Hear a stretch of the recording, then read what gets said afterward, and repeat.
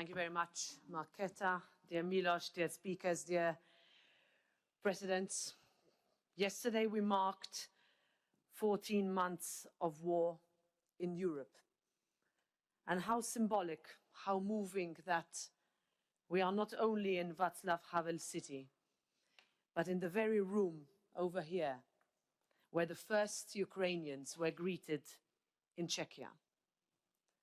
The city and the room that gave hope to so many who thought hope was hopeless. And to me, that puts an even greater responsibility on our shoulders. European citizens have welcomed and continue to welcome millions of Ukrainians into their homes and their hearts. Dear Ruslan, it is an honor to have you with us representing the Verkhovna Rada and the brave people of Ukraine. Thank you for being here. Thank you for standing up and defying the odds. When I first came to Kiev, I thought I would go to the Rada to help give hope. Instead, it was Ruslan and his heroic colleagues who gave that hope to me. Dear colleagues and friends, Russia's illegal invasion of Ukraine continues to test our resilience. It has directly affected our economies, giving rise to an unprecedented energy crisis, increased inflation and a higher cost of living. It is a test that I know we will pass. It is a moment that we must continue to meet head on. From solidarity with Ukraine to solidarity between member states, the European Union response has been remarkable.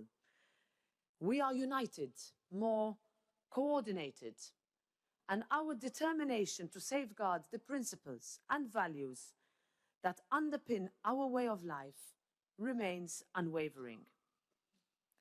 There is a line in the sand that we have inherited, a line that is forever Europe.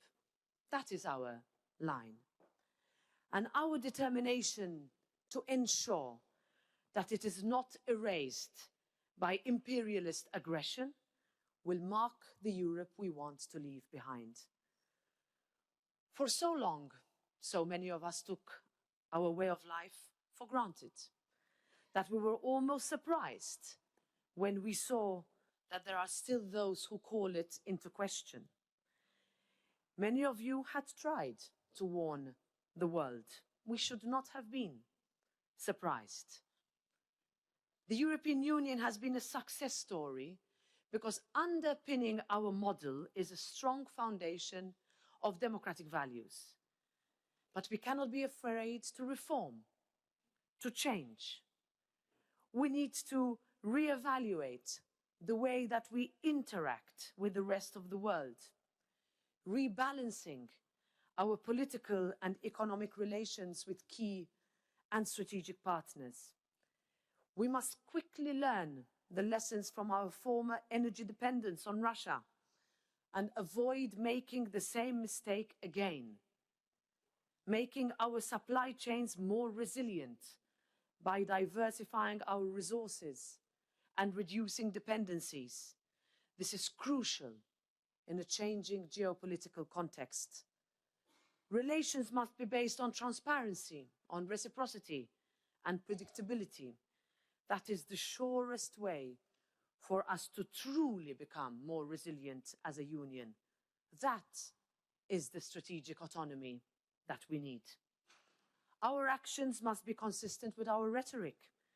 And my point here is that we need to be more active, more assertive, and more engaged in the global cooperation of democracies and the defense of multilateralism.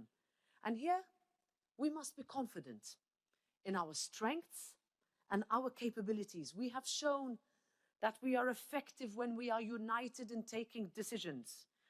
The European Union is leading not just Europe's, but the world's green and digital transition.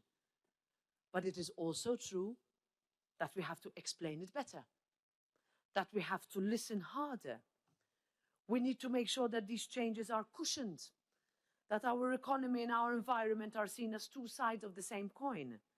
That is how we return to growth, to real, sustainable growth.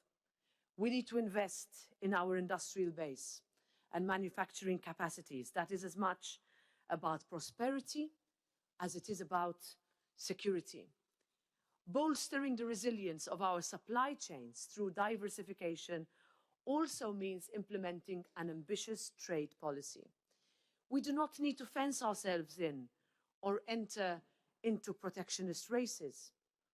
Our economy has grown over the years precisely because we stood for the opposite, broadening our network of trade agreements with partners by concluding and ratifying the ones we have in the pipeline. This is an important pillar in this regard. Only if we are united will we be able to face new and more complex, inevitably, political and security challenges. We are no longer in a situation where wars are simply fought between soldiers on the battlefield. Through the arsenal of information warfare, cyber attacks and disinformation campaigns, wars are now also fought in the digital sphere. The Russian war on Ukraine is no exception to this.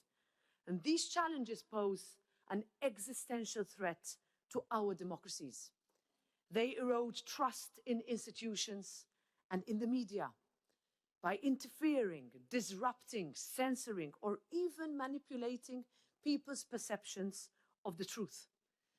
By hampering the ability of citizens to make informed decisions, they directly aim to weaken our EU institutions and member states. And here, I know that some member states are more exposed than others. So let me assure you that the European Parliament takes this threat very seriously. By having a thorough and prompt understanding of the threat, we can take effective action that denies information warfare from achieving its intended result. That is why the European Union has made concrete steps in bolstering our cybersecurity. And let me emphasize that no institution, no one country will be immune to this threat. The European Union must continue to show leadership.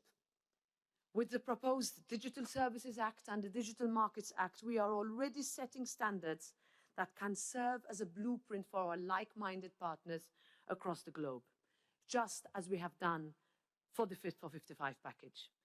We need to work closer, stronger, and further together to detect, analyze, and disrupt attempts of interference in our democratic processes. And this is why the European Parliament has been constructive through its Special Committee on Foreign Interference, adopting resolutions, raising awareness, and playing an active role as co-legislator.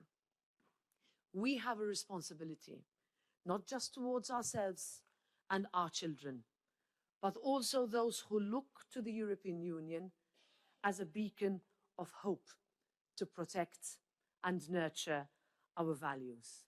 Now, more than ever, must all our energy, strength, and resources be directed towards policies that ensure that democracy prevails. It is a formidable undertaking, but a necessary one, and one that needs not be done alone. Thank you.